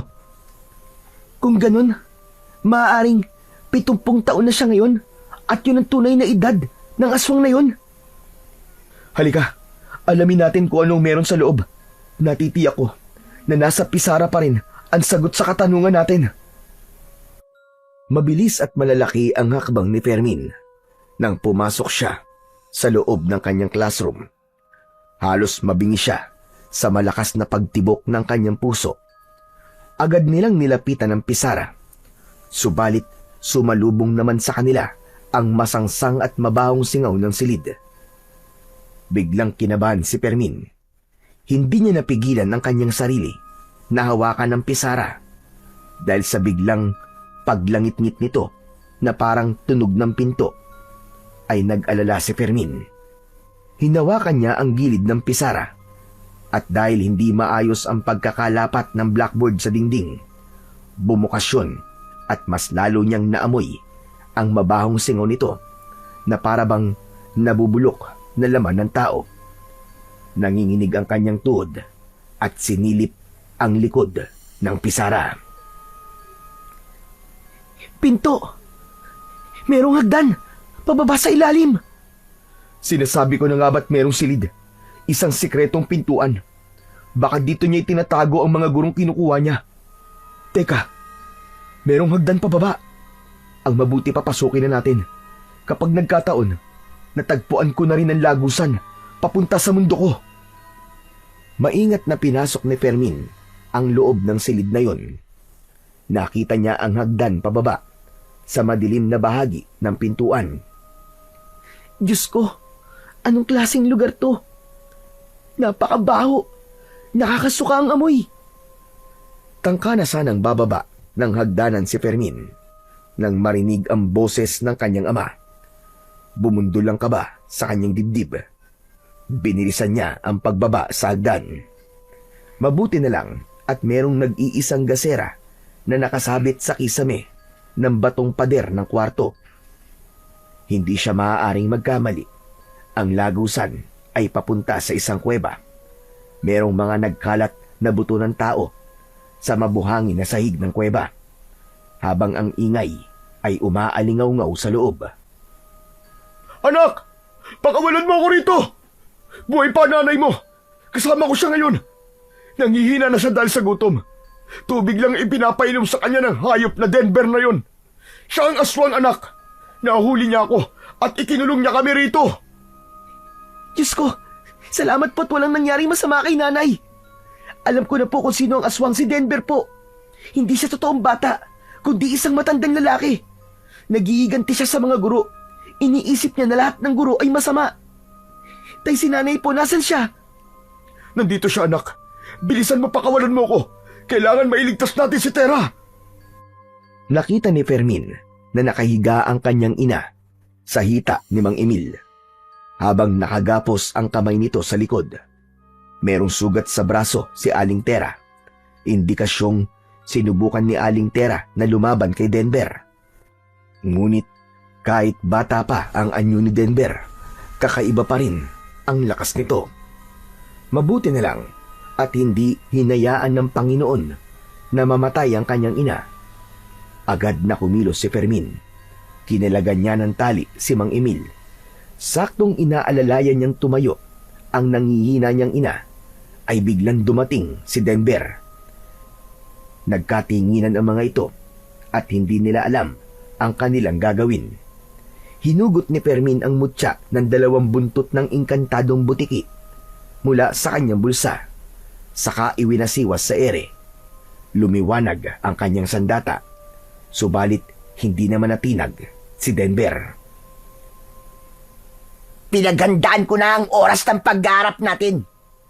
Hawak ko na ang itim kong perlas. Kaya wala ka na magagawa kundi ang sumuko. Hindi ako susuko, hayop ka. Kaya pala, pinapatay mo ang mga butike dahil kontra yun sa'yo.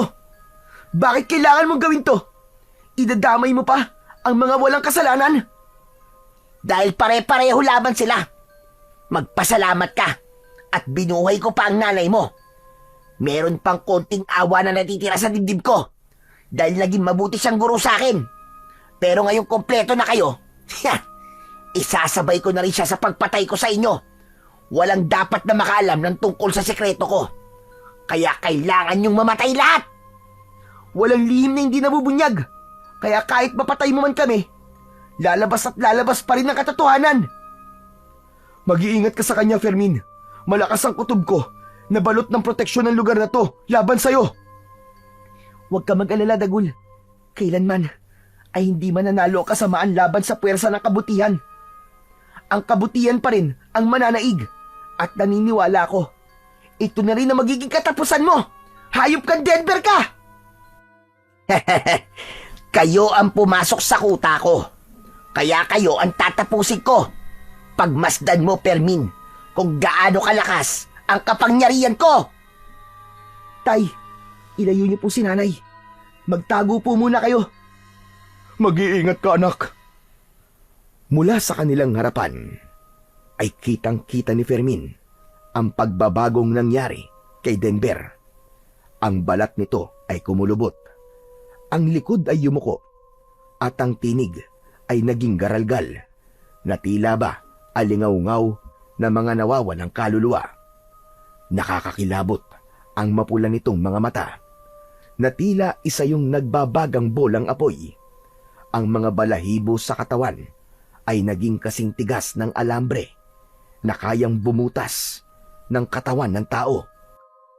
Habang ang nakadipang braso nito ay parang tinubuan pa ng mga tinik at humaba ang kuko nito na kayang dumukot sa puso ng mga biktima. Hindi nagtagal, ang mga daliri nito ay nagsihaba na rin. Hindi na ito si Denver, kundi isang bangkilan na anyo ng isang halimaw na tumutulo pa ang malapot na laway. Hindi na kayo makakalabas ng buhay sa kuwebang ito. Dahil ito na ang magiging katapusan nyo. Mula sa likuran ng aswang na bangkilan ay pumasok ang mga nilalang na may parehong anyo ng kay Denver. Kanya-kanya ng lapit sa kanila ang 6 na bangkilan. Kaya naman, nakaramdam ng takot at pag-aalala si Fermin nang maalalang kasama niya ang kanyang mga magulang. Inihagupit niya sa lupa ang nagbabagang latigo ng buntot ng butiki dahil para tumigil sa paglapit ang mga aswang. Umikot si Fermin sa ere at sa muling paghagupit niya ay tinamaan niya sa muka ang 2 aswang. Bumagsak ang mga ito ng pasadsad sa kuweba at nasunog ang katawan na parang naaabong puno. Hindi naman nagpaawat si Fermin. Mabilis niyang sinugod ang mga natitirang kalaban.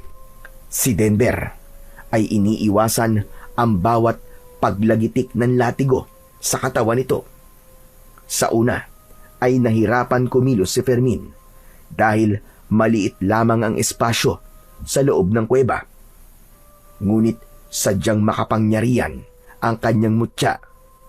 Kaya sa muling paghagupit ni Fermin sa latigo ay 2 bangkilan kagad ang nasunog ang katawan at sumama ang abo sa hangin.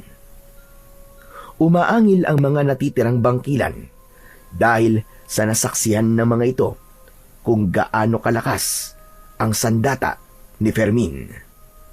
Habang abala sa pakikipaglaban si Fermin, si Mang Emil naman na kanyang ama ay isinandal ang nangihinang asawa sa pader ng kuweba. Saka tumayo ito at lumapit sa kanyang anak. Hinarap nila ang mga aswang. Magkasabay na sumugod sila sa mga kalaban. Mag-ama, laban sa 4 na bangkilan. Sa bawat paggagupit ng latigo ni Mang Emil, ay isa-isa ring bumabaliktad ang mga kalaban sa sahig. Susundan yun ng paghagupit ng latigo ni Fermin. Kaya naman, agad na nasunog ang katawan ng mga ito. Si Denver naman, na nasa anyo pa ring bangkilan, nakatayo at pinapanood ang labanan sa pagitan ng mandirigma at ng mga aswang. Bawat tamaan ng naglalagablab na sandata ay natutunaw ang katawan na tila ba nasusunog na punong kahoy. Dala ng takot at pag-aalala sa lakas ng sandata ni Fermin, tumakas palabas ng kuweba si Denver kasama ang nag-iisa nitong alagad. Ngunit bumagsak ang mga ito pabalik sa kuweba mula sa itaas ng hagdanan. Iniluwa sa pintuan si Lolo Sergio. Hawak nito ang malaking tungkod na ginamit na panghampas sa papalabas sanang mga aswang. Sa kabila namang kamay nito ay itinumba ang malaking timba na gawa sa uway.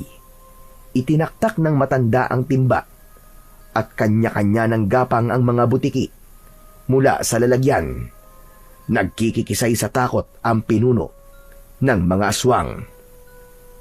Hindi! Huwag! Huwag kayong lalapit! Alisin niyo mga butike! Alisin niyo yan! Huwag niyong ilalapit yan sa akin! Sa mga sandaling yun, hindi maitago ang takot sa boses ng halimaw na si Denver. Maya-maya pa ay sinubukan nitong lumapit kay Lolo Sergio para labanan ng matanda. Nagawa nitong saksakin ang tiyan ni Lolo Sergio gamit ang matutulis nitong mga kuko.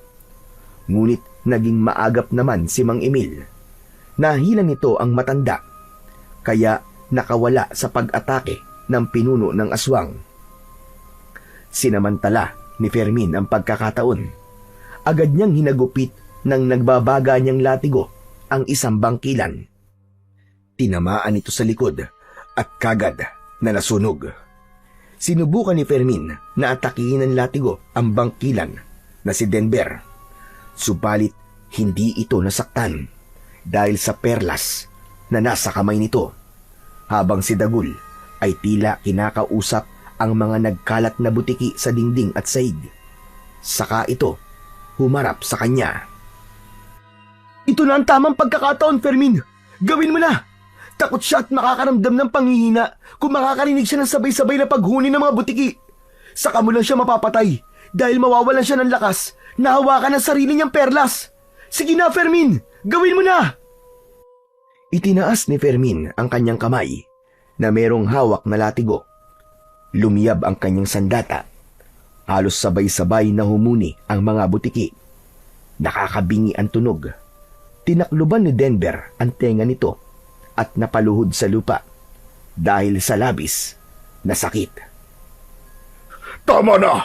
Tama na, pakiusap! Ayoko na! Biktima lang ako ng pagmamaltrato ng guro ko noon! Tama na! At hindi ko matatanggap na ang taong yun ay ang totoo ko palang ina! Huli na! Huli ko na nang malaman na nanay ko siya dahil napatay ko na ang gurong yun. Patawarin niyo ako! Biktima lang din ako ng malupit na mundo at dalalang galit ko. Lahat ng guro pinapatay ko. Kinakain ko ang laman loob nila dahil sa galit ko. Tama na, parang awa niyo na. Pakiramdam ko, nakaganti na ako sa kanila. Sila ang dahilan kung bakit ako naging aswang. Ang nakataas na kamay ni Fermin ay bigla na lamang natigil sa ere. Narinig niya ang malakas na hagulgol ng isang mabangis na halimaw. Ang mga huni ng butiki ay kusa nang tumigil. Subalit ang mga mata, ilong at tenga ni Denver ay inagusan ng sariwang itim na dugo. Ang galit ni Fermin at ang puot ni Lolo Sergio ay napalitan ng pagkabigla. Kung ganun, sinasabi mo bang ang guro na nagmaltrato sa noon ay ang tunay mo palang ina? Ngunit, paano nangyari yon? Anak niya ako sa labas at bunga ko ng pananamantala sa kanya ng aking ama. Huli na nang malaman ko, siya pala ang totoo kong ina. Inamin niya sa akin, ngunit huli na. Nasaktan ko na siya. Kaya niya ako binubugbog noon ay dahil naaalala niya ang ginawa ng tatay ko sa kanya. Pero para sa akin, bakit kailangan akong magdusa? Wala naman akong kasalanan. Kung ganun, kaya ba pumapatay ka ng mga guro sa paaralan na to dahil naniniwala kang lahat ng guro ay masasama? Alam mo ba na ang nanay mo na pinatay mong hayop ka ay ang nanay ko? Hayop ka! Napakahayop mo! Nanay ko si Zuleta. Ang unang guro na pinatay mo. Tapos, isinunod mo ang asawa ko si Magda. Hindi ka pa nasiyahan. Pati ang anak kong babae ay pinatay mo. Demonyo ka. Naisip mo ba lahat na ang guro na pinatay mo ay kadugo mo? Hindi nakapagsalita si Fermin sa kanyang mga narinig. Maging si Mang Emil ay tila kahoy na nakatayo lang. Hindi inaalis ang paningin sa nakaluhod na si Denver. Ano ang ibig mong sabihin? Ano sinasabi mo? Kapatid kita sa ina at ang mga pinatay mo ay kadugo mong hayop ka. Hindi kita mapapatawad. Parurusahan ka sa mga kasalanan mo. At kahit kailan, hindi kita ituturing na kapatid. Isinusumpa kita. Mamamatay ka sa sakit at pagdurusa. Hanggang sa hangarin mo na lang na mamatay ka na. Hindi totoo yan. Sabihin mo, hindi kita kapatid. Yun ang katotohanan, demonyo ka. Yan ang kapalit ng pag-iiganti mo. Inubos mo ang pamilya ko. Sinira mo ang buhay ko. Hindi na maitatama ang mali ng isa pang pagkakamali. sapagkat ang mga ginawa mo ay katumbas ng gawain ng isang diablo. Halos sumalik sa lupa ang nagsisising si Denver.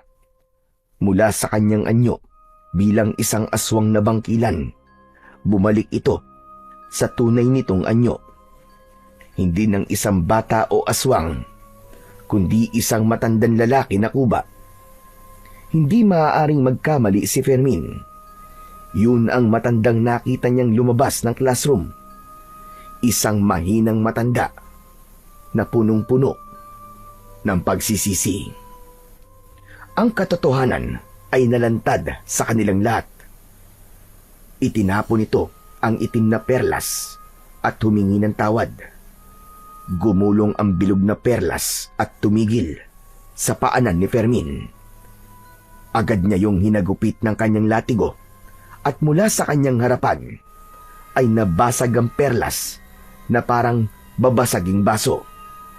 Nagkalat ang piraso nito sa lupa hanggang sa tuluyang naglaho at tinangay ng hangin. Patawarin mo ko. Patawarin mo si Kuya. Lumapit si Lolo Sergio sa matandang lalaki at humarap ito sa kapatid. Nakaluhod, humihingi ng tawad. Humalik ito sa paa ni Lolo Sergio, ngunit iniwas ng matanda ang paa nito. Walang kapatawaran ng ginawa mo. Subalit, hahayaan ka namin na mabuhay. Hindi ka na manggugulo rito. Pagdudusahan mo ang ginawa mo sa pamilya mo. Hindi ka nakakain ng karne ng tao. Hindi sapat sa'yo ang basta mamatay na lamang. Dahil sa dami ng buhay na kinuha mo, kulang pa ang buhay mo. Kapalit ng mga buhay na nawala. Nilapitan ni Lolo Sergio ang dalawang kalansay na magkatabing nakahiga sa sahig ng kuweba. Humagulgul ito ng iyak habang hinahaplos ng kamay ang singsing ng asawa. Ang isa pang kalansay ay merong kwintas, kaya't nakilala nito ang anak. Habang sa upuan naman na malapit sa kulungan ni Aling Tera ay ang kalansay ng guro na si Aling Soleta. Ang 60 taon na pagkawala ng mga mahal sa buhay ni Lolo Sergio ay nalantad sa maliit na silid ng kuwebang yon. Mabuti na lang at hindi tuluyang napahamak ang nanay ni Fermin. Nakita niyang binuhat ng kanyang amang si Mang Emil ang nanghihina na si Aling Tera. Saka naunang lumabas ng kuweba, kasunod ni Lolo Sergio. Dala ang kwintas ng asawa at singsing ng anak. Tuluyang iniwan nito ang kalansay ng pamilya sa nag-iisang higaan. Nilampasan ng matanda ang nakaluhod pa rin na kapatid. Naiwan si Fermin kasama ang engkantadong butiki na si Dagul. Walang imik na umakyat sa hagdan si Lolo Sergio papunta sa itaas ng pintuan. Hanggang silang dalawa na lamang ng pinuno ng aswang ang natitira. Patayin mo na ako. Patayin mo na ako kung pati ang nanay mo ay sinaktan ko. Tapusin mo na ang paghihirap ko, Fermin. Usang itinago at inilayo ni Fermin ang nagliliyab niyang sandata at kinausap si Denver na ngayon ay isa ng matandang mahina. Walang kapangyarihang itim at isang ordinaryong matandang kuba. Kayo lamang po ang nagpapahirap sa buhay nyo. Ginamit mo ang kapangyarihang itim ng bangkilan para magiganti sa mga taong nagmaltrato sa inyo. Pero kayo pa po pala ang merong mas malaking pagkakamali dahil sa nagawa mo sa buhay ng nanay nyo. Ilang buhay naging kapalit ng pagpapahirap niya sa inyo. mas masahol pa kayo sa demonyo. Diyos ko, hindi ko talaga alam. Kalokohan yan. Alam niyo ang ginagawa niyo. Dahil nabulag kayo sa labis na galit. Pero nagpapasalamat pa rin ako. Dahil hinayaan niyong mabuhay ang nanay ko. Kaya't hindi ko kayo papatayin.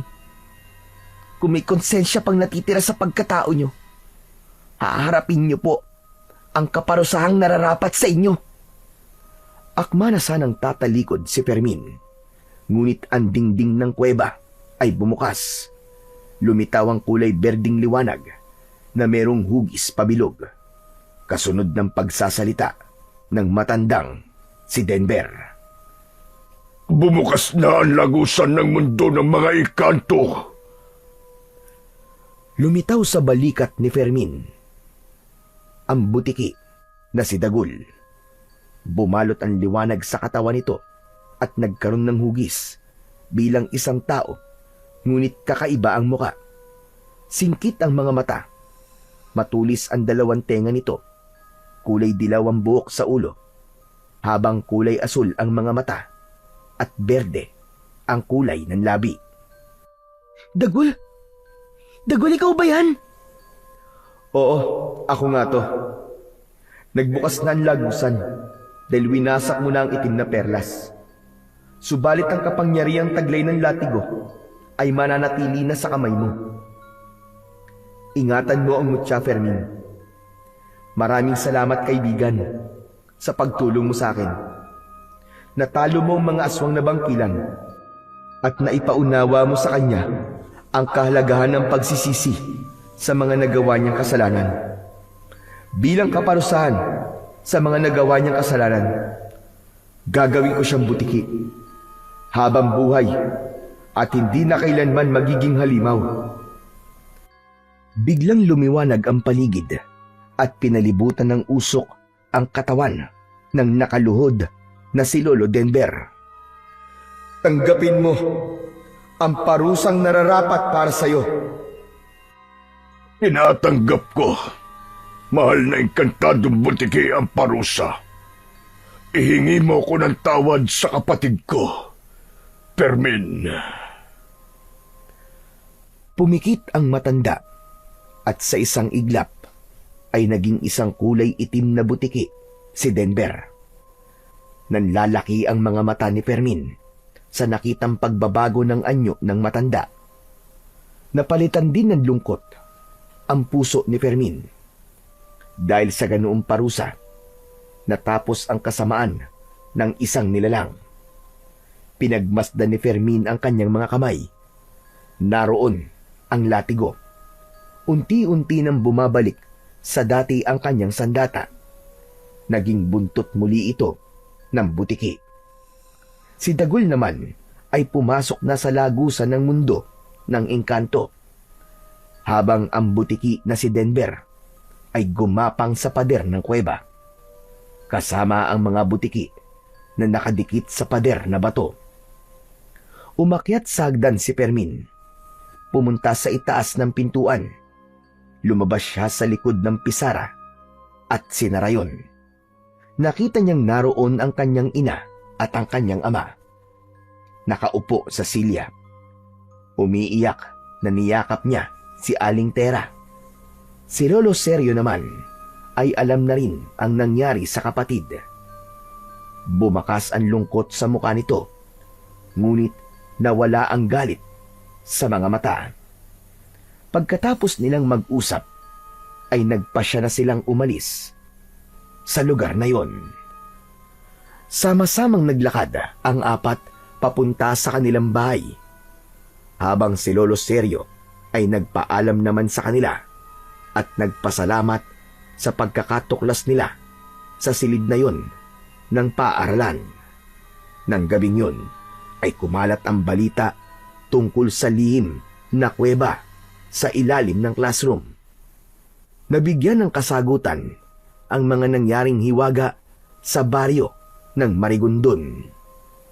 Magmula nang mangyari yun, ay hindi na pinahintulutan ang mga guro na labis na parusahan ng kanilang mga estudyante upang hindi na maulit ang ganong klase na paghihiganti.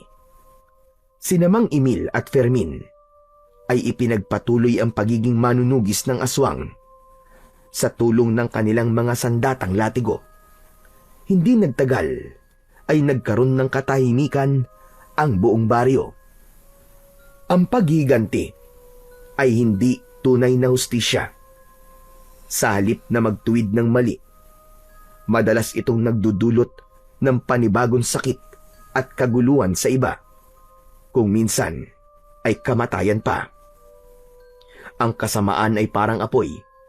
Kapag pinalaganap, lahat ay nasusunog. Hindi lamang ang taong gustong paghigantihan ng galit ang nasasaktan, kundi pati na rin ang sarili at mga inosenteng nadadamay sa galit. Ang kapatawaran ay mas makapangyarihan kaysa paghihiganti. Ang taong marunong magpatawad ay nagpapalaya sa sarili mula sa bigat ng galit sa kanyang dibdib. Ang paggawa ng masama ay nagbubunga ng mas masahol na kapalit. Isang parusa na habang buhay mong pagsisisihan. Sa kwento man o sa tunay na buhay, ang kasamaan ay may balik. Madalas ay mas matindi kaysa sa inaakala. Kaya mas piliin na maging mabuting tao upang ang buhay mo ay magkaroon ng kapayapaan. Dahil ang tunay na lakas ay nasa pagpipigil sa sarili. Hindi lahat ng sakit ay kailangang gantian.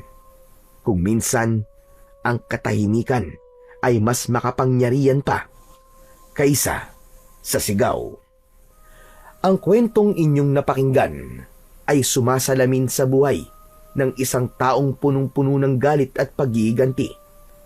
Naging bulag sa katotohanan at mas pinili na gumawa ng kasamaan para lamang masabi na makatwiran ang kanyang ginawa. Ngunit laging tandaan, ang bawat kasalanan ay palaging merong kapalit na kaparusahan.